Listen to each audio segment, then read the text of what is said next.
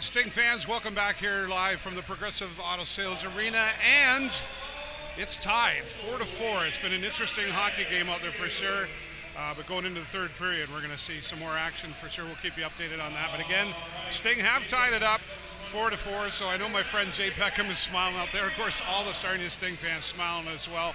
And again, we'll keep you updated throughout the third period, so be sure to follow us at TVSN World. And as always, we'll be live post-game down in the Players Lounge down here at the Progressive Auto Sales Arena. Now, as we do every second period, we always have a special guest here we want to talk to. And today is a special day where it's Talk Today, which is in support of mental health. And we're going to talk with Sarah Aberhart. Thanks for being here, Sarah. Thank you for having me. You're welcome. So this is a Canadian Mental Health Initiative, and you're part of the local chapter of Canadian Mental Health? Yep, I work for CMHA Lambton Kent. Okay, so you're the mental health coach for the Sarnia Sting, right? Yep, I am. This is my fourth year doing that. Fourth year. Yep. Okay, so you say fourth year, like I'm not sure that everybody's been really aware of this happening, right? So yeah. I thought this was something new as well. We want to keep it. Don't go away on me. Sorry. You keep running away. We'll keep you in the shot. Right. Okay. So, what exactly is a mental health coach? What are you doing for the Sting? So, like I said, 4 years ago, the OHL and Canadian Mental Health have partnered up to make this initiative to help promote positive mental health within the hockey players. Okay. So the initiative was started, unfortunately, due to a suicide that happened within the OHL. The OHL did not feel like they were doing enough to support their players and support teams dealing with stressful incidences, because obviously hockey players do have a lot of stress in their life. Well, I was just going to say, like, I don't know that we'd always think about that, you know, like we look at our hockey players as we look up to them, and they're supposed to have a lot of confidence being out, and they're kind of celebrities to a lot of us as well. So, what kind of things are you hearing when you talk to players? There's a lot of pressure, obviously, looking to go to the next step, the NHL, right? So you talk to a lot of those fifth-year players that just maybe don't know what's happening the following year, so they have the pressure with that. They're also having to maintain school schedules and hockey schedules and community support schedules, right? Like it's amazing how much our players are out in the community on top of everything else that they do. So and being away from a lot of them from their original, like their families, from their moms families and dads and everything. Absolutely. Is that a common thing in there as well? Absolutely, yep. So different routines, different families. They're so young when they start, right? So it's a lot of stress and a lot of pressure for the young guys. So you as a mental health coach, so then what kind of things do you, I mean, obviously you're talking to them, but what kind of things do you do to help them through these things? So I first meet with the team in September, went quite early on in the year, introduce myself. I do a generic kind of mental health education, just letting them know different kind of signs, symptoms, different things to watch out for and look for, and offer my support. Just say I'm here for you, you know, if you need me to come in. And then I do another program, usually in mid-October. It's called the Safe Talk program. So that is a suicide awareness, suicide prevention training specific. And we also invite in billet families. We invite the coaches and all the staff have participated. So it's not just the players? Not just the players. We want the whole community around them to be able to support them, right? So we do that. And then if there's any concerns, any issues throughout the year, then I'm their contact person. So they have a direct contact, they have a number they can reach out to, that kind of thing? And I meet them here at the rink, I'll meet them out for a coffee. Even if they have a family member or a friend or someone like that, if they just have some questions or concerns, then they're free to access me at any point in time. Wow, I really think that's fantastic, because there is a lot of pressure going on there, and we put a lot of pressure on our players, you know, let's be honest. This is something that is throughout the entire OHL. Are all the teams involved in this? They are, yep. So all of the OHL, and we're also expanding. So the Western Hockey League, as well as the Quebec Major Juniors, are also putting this program into place as well.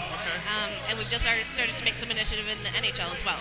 I know that the OHL and CMHA Ontario have made some contacts with Mike Babcock and different things like that, talking about the program. So it's obviously growing in the right direction. Absolutely. Like I say, I hadn't heard about it before, so now more people are starting to hear about it. We're putting it out there today.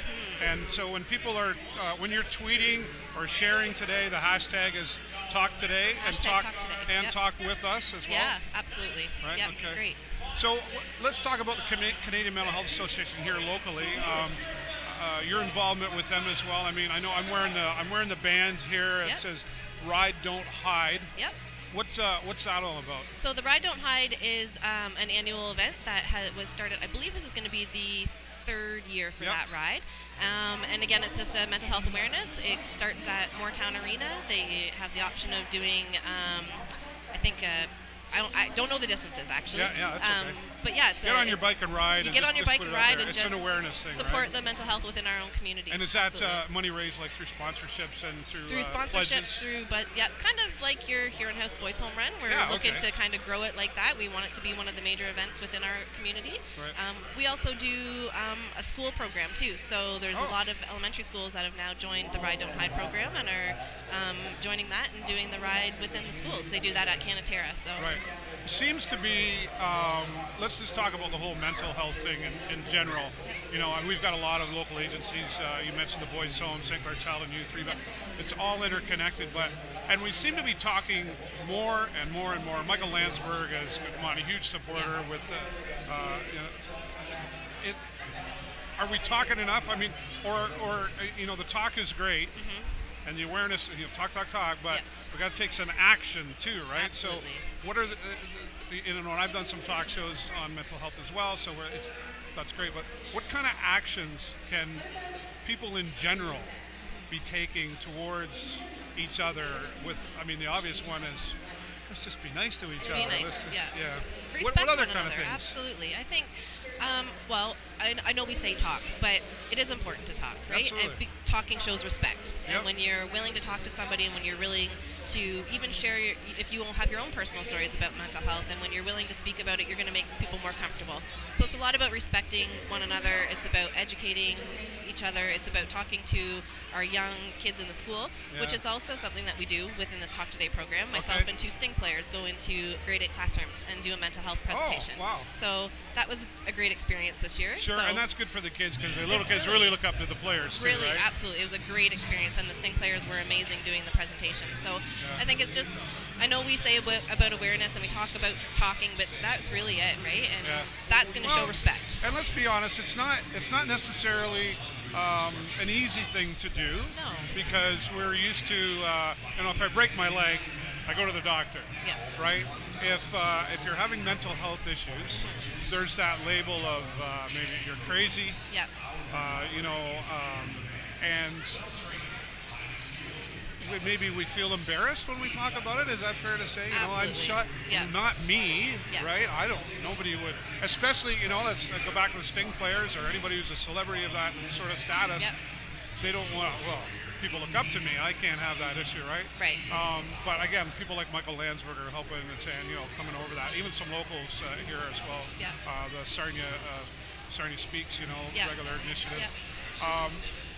Is that becoming less of an issue as far as the embarrassment factor, or are we not quite there yet? I think our community has done a really good job in breaking down that stigma, and I do think that I know from what stuff I've been involved in, people are feeling more comfortable talking about it, which is fantastic. I really do feel like it's becoming more of a physical health and mental health can have that conversation, and you can be comfortable talking about that. So I do feel like it's becoming more comfortable in our community. What do you think it's harder for? Do you think it's harder for us grown adults or the teenagers? Oh, grown adults. Yeah. It's an age thing, right? Sure, I'm mature. I can handle it. Generational, right? Yeah, we that's absolutely. Right. The older we are, the less we want to talk about it, right? Because you just don't. But I find the kids are actually wonderful about it. My son's in grade 8, and him and his friends definitely talk about it. Maybe it's because what I do for a living, but I definitely make sure it's a conversation that's always coming up in my home for sure. Yeah. Awesome. Sarah, you're so enjoyable to talk to. Is there anything else you want to add? Any websites or anything that people want to find out more? Obviously, we have the CMHA Lambton Kent website. You can find out more information about our Ride Don't Hide program. The Sting is doing a great job promoting the Talk Today, #TalkToday program through their websites as well, and all their social media. So please check that out. All right, perfect. Sarah, thank you so much for a great job you're doing as well. Sarah Aberhart from Canadian Mental Health Association. She is the mental health coach for the Sarnia Sting. Nice to see as well the OHL recognizing mental health, and you can do your part and recognize it today using the #TalkToday and talk with us. Now back once again, we're about 7 minutes away before the Sarnia Sting come back out into the third period. Again, the score tied 4-4. What's going to happen in the third period? We can keep you updated if you follow us as well at TVSN World. And when you're following us, make sure again you use that hashtag Talk Today. Thanks everybody for watching. Broadcasting for the Video Show Network. I'm David Burrows again with my friend Sarah Aberhart for Canadian Mental Health Association. We will talk to you soon.